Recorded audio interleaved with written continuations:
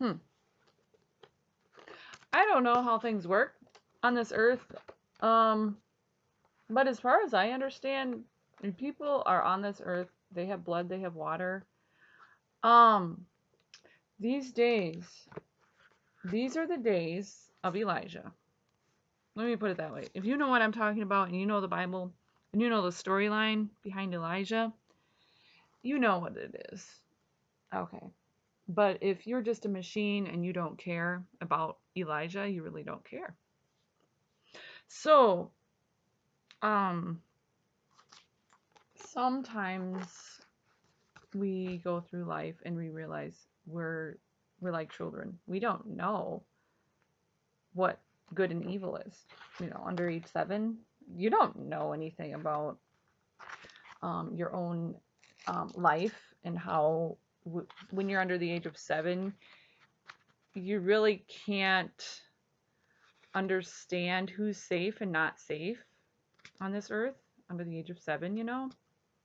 So, um, there's been evil on this planet towards children under the age of 7. It doesn't matter the ancestry background. It's just like one of those things. So, um, you can read this book. This is a book by Michael Brown. It says, "Our hands are stained with blood, the tragic story of the church and the Jewish people." Now, it could be not only Jewish people, but it could be, you could interpret the same book and put in their minority conditions, ancestry background differences, even people outside the church, outside of the church, like people that are just practicing things that are way off track, like rated X junk, and they are involved with being trafficked or evil stuff, bad stuff. They're outsiders. They're not in the church. They're not in the Bible. They're not interested in Bible things. Um, so, okay. So it says our hands are stained with. Okay. So, I don't know how to explain it, but it's like we are living on this earth. Okay.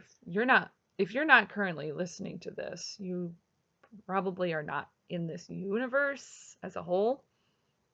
I mean, you could move to outer space, I guess, but how many people are going to be doing that in the next 10 years? I don't think so. That's not real. It's not real. Okay. So, we're in a battlefield right now. There are people that need people.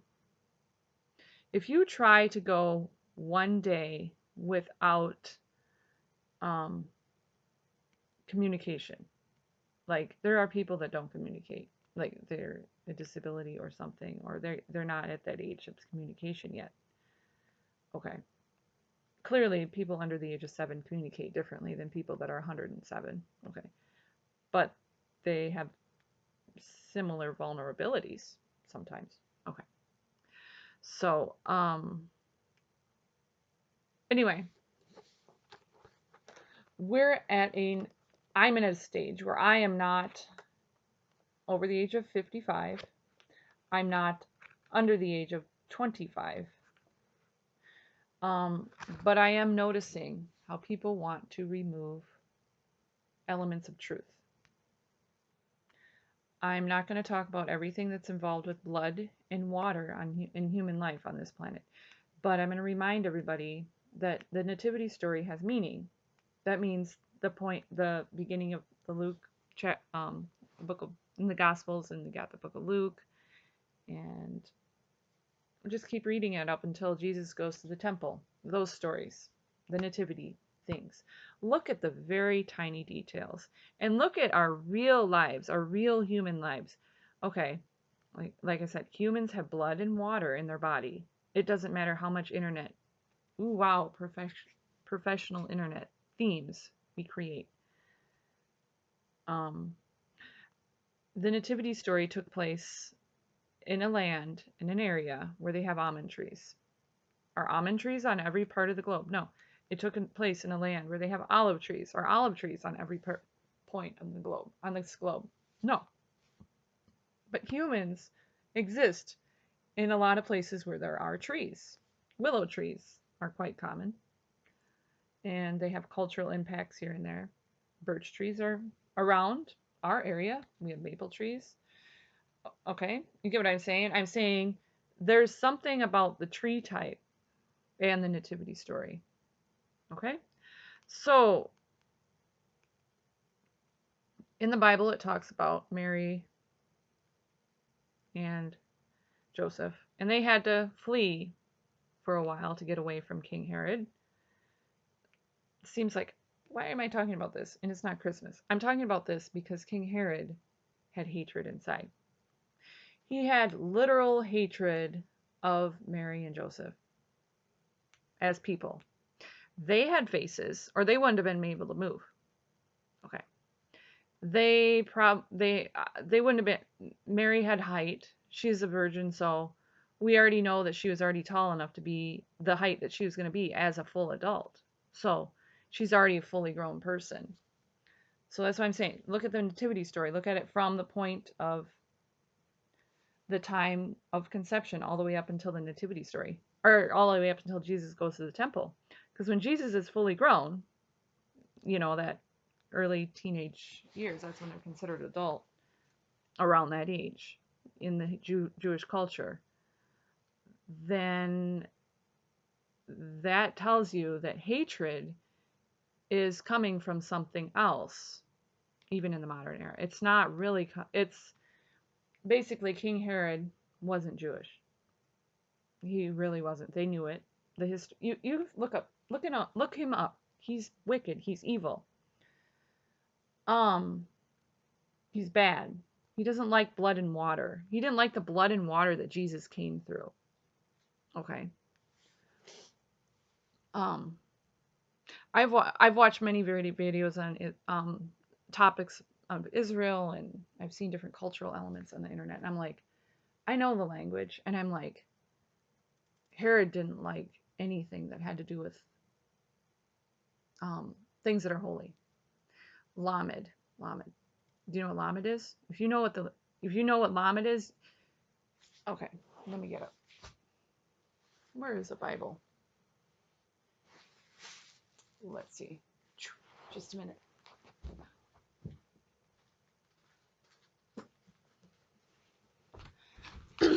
All right. This is a Jewish-based Bible. A complete Jewish study Bible. Okay. Psalm 119. Let me see. Find the middle. The center of the center. Lamed. Okay. Lamed is basically the letter L. Every single time you find the letter L in the Bible, if you try to read this Bible without the letter L, you will have literally nothing. And how many times was Israel mentioned in this entire Bible? I'm going to tell you what. I think Israel was mentioned more times than Jesus, Yeshua. More times than David. I don't know. I can look it up myself, but I'm like, the letter L, Lamed, Israel, has more meaning in the Bible than Jesus himself. Now that doesn't make sense at first, but then it makes sense because Jesus couldn't raise himself. He couldn't just go to the temple. What would be the meaning of him going to the temple without knowing the temple, like the formula to build the temple, which is Lamed. The menorah, in the center of the menorah is, you look up some stories about how they designed the menorah and why there's these different knobs and why there's an almond tree symbolic thing, and it's because Lamed is in the center. I mean, the letter is, there's 22 knobs, and Lamed is symbolically right in the very center. The center, the light. Okay.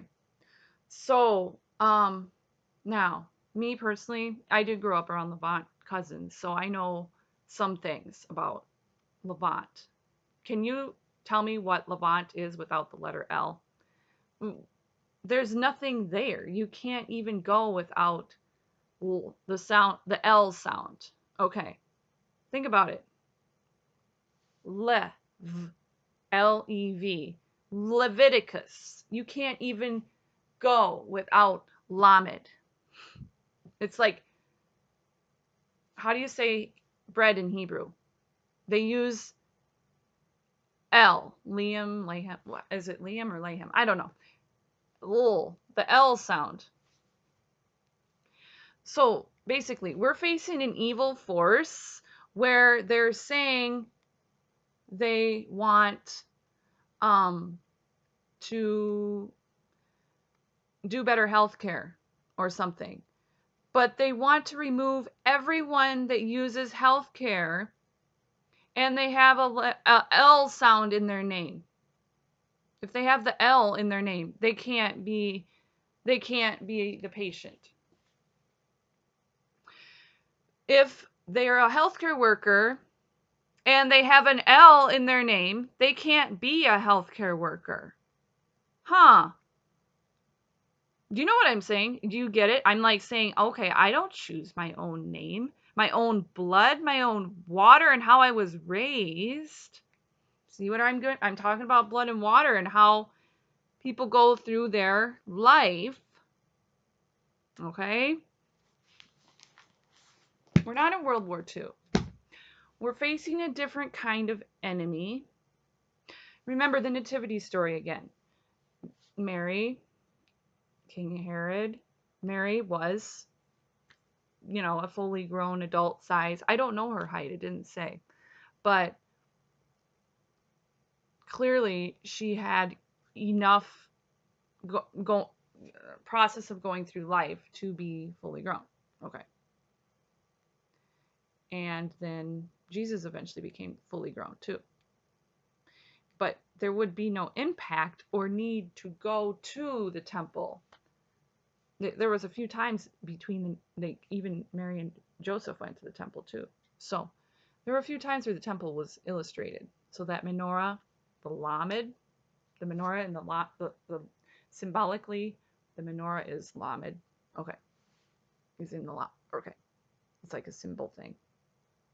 Okay, it's kind of like if you love the Native Americans, but you want to remove everything that has to do with a great grandma's rug that she wove together with her own hands, and you go in their home and you take it away and you spit on it and rip it apart. I mean, like, how can you say you love Native Americans then? You don't. You have to appreciate that foundational element. Okay. All right. I hope that kind of clears up what I'm trying to illustrate here and why I'm thinking there's a different kind of enemy out there than what people think is out there. In the internet modern age, we still have backs in our back. We still have a backbone. Otherwise, some people don't have backs that work very well. Okay? Face features, yes, you can say Black Lives Matter, but I hope you mean it, because you really can't say the word black without the letter L. Think about it, people. Okay, have a good day.